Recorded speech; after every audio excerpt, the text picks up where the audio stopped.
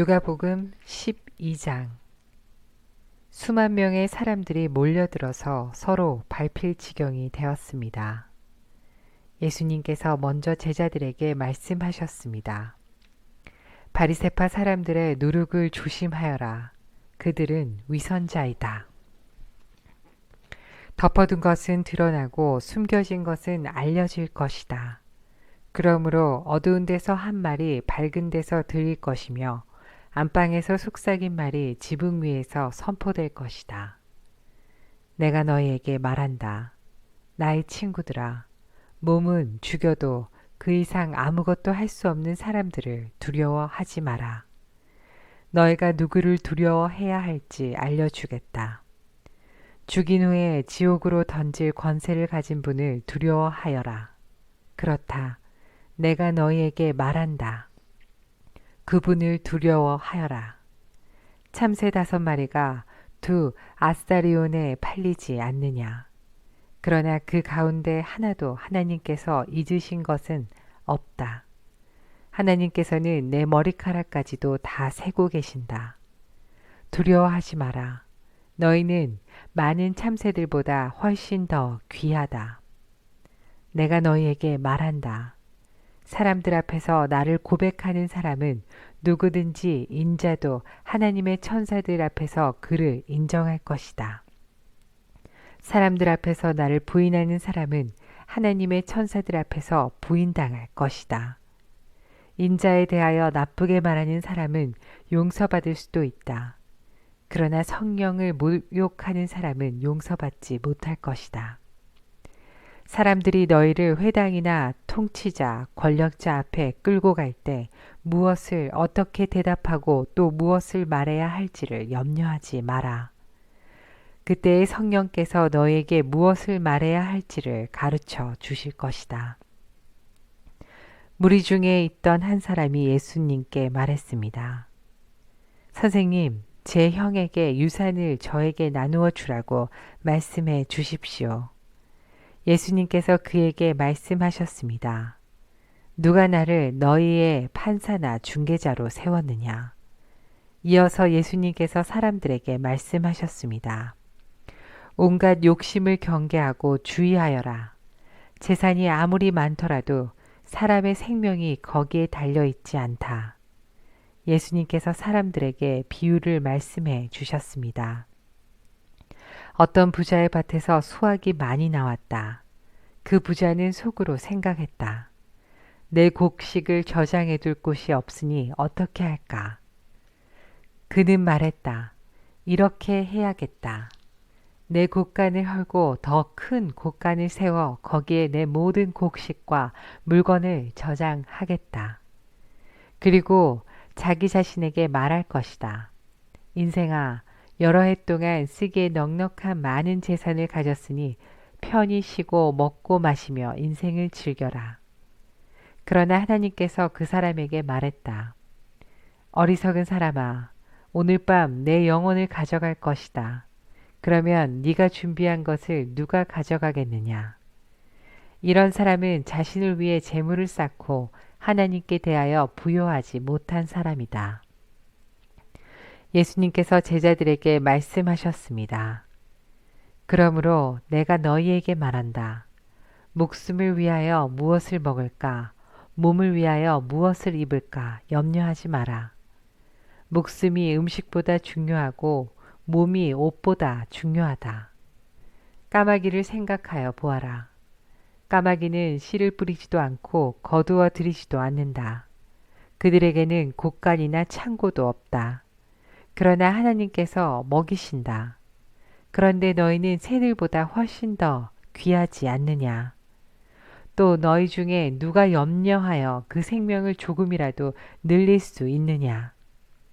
너희가 아주 작은 것도 못하면서 왜 다른 것들을 염려하느냐? 백합꽃이 어떻게 자라는가 생각하여 보아라. 백합은 수고도 하지 않고 길쌈도 하지 않는다. 그러나 내가 너희에게 말한다. 솔로몬이 온갖 영화를 누렸어도 이 꽃만큼 아름다운 옷을 입어보지 못하였다. 하나님께서 오늘 들판에 있다가 내일 아궁이에 던져질 풀도 이렇게 입혀주시는데 하물며 너희야 더 잘 입혀주시지 않겠느냐. 믿음이 적은 사람들아, 그러므로 먹을 것과 마실 것을 구하지 말고 염려하지 마라. 이런 것들은 모두 세상 사람들이 구하는 것이다. 너희 아버지께서 너희에게 이런 것들이 필요하다는 것을 알고 계신다. 너희는 하나님 나라를 구하여라. 그러면 이 모든 것을 너희에게 더하여 주실 것이다. 두려워하지 마라. 어린 양들아, 너희 아버지께서는 하나님 나라를 너희에게 주시기를 기뻐하신다. 너희 소유를 팔아 자선을 베풀어라. 그리고 너희를 위하여 낡지 않는 지갑을 만들고 하늘에 없어지지 않을 재물을 쌓아라. 거기는 도둑이 접근할 수 없고 좀 더 먹을 일이 없다. 너희의 재물이 있는 곳에 너희의 마음도 있다. 허리에 띠를 메고 등불을 밝혀라. 주인이 결혼잔치에서 돌아와서 문을 두드릴 때 곧 열어주려고 기다리는 사람과 같이 되어라. 주인이 와서 볼 때 깨어있는 종은 복이 있다. 내가 진정으로 너희에게 말한다. 주인이 스스로 허리를 동이고 종들을 식사 자리에 앉힌 다음 곁에 와서 종들을 섬길 것이다. 주인이 밤중이나 새벽에 오더라도 깨어있는 종들이 있다면 그 종들에게 복이 있을 것이다. 이것을 기억하여라. 만일 집주인이 도둑이 드는 시간을 안다면 집에 도둑이 들지 못하도록 할 것이다. 너희도 준비하여라. 인자는 너희가 생각지도 않은 때에 올 것이다. 베드로가 말했습니다. 주님, 이 비유는 우리를 위해 말씀하신 것입니까? 모든 사람에게 하신 것입니까? 주님께서 말씀하셨습니다. 누가 신실하고 지혜로운 종이겠느냐? 주인이 그 종에게 다른 종들을 맡기면 제때에 양식을 나누어 줄 일꾼이 누구겠느냐? 주인이 돌아와서 볼 때에 맡겨진 일을 하고 있는 종은 복이 있다. 내가 진정으로 너희에게 말한다. 주인이 자신의 모든 재산을 그에게 맡길 것이다. 그러나 만일 종이 속으로 주인이 돌아오려면 멀었다고 생각하고 남녀 종들을 때리고 먹고 마시며 술에 취해 있다면 미처 생각지도 않고 알지도 못한 때에 그 주인이 돌아와 그를 몹시 때리고 믿음이 없는 자들이 있는 곳으로 보낼 것이다. 주인의 뜻을 알고도 그 뜻에 따라 준비하지도 행하지도 않는 종은 많이 맞을 것이다. 그러나 알지 못하고 매맞을 짓을 한 사람은 적게 맞을 것이다. 많이 받은 사람에게는 많은 책임이 요구되고 많은 것이 맡겨진 사람에게는 많은 것이 요청된다. 나는 세상에 불을 놓으려고 왔다. 불이 이미 붙었으면 더 바랄 것이 없다. 그러나 나는 받아야 할 세례가 있다. 이것이 이루어질 때까지 내가 얼마나 괴로움을 당하겠느냐. 내가 세상에 평화를 주러 왔다고 생각하느냐. 내가 너희에게 말한다. 그렇지 않다. 오히려 분열을 일으키러 왔다. 지금부터 한 가정에서 5 식구가 서로 나누어질 것이다. 셋이 둘을, 둘이 셋을 대적할 것이다. 아버지와 아들이 나누어질 것이며 아들이 아버지를, 어머니는 딸을, 딸은 어머니를, 시어머니가 며느리를, 며느리가 시어머니를 대적할 것이다. 예수님께서 사람들에게 말씀하셨습니다. 너희가 서쪽에서부터 구름이 이는 것을 볼 때 비가 곧 오겠다고 말하면 그대로 된다.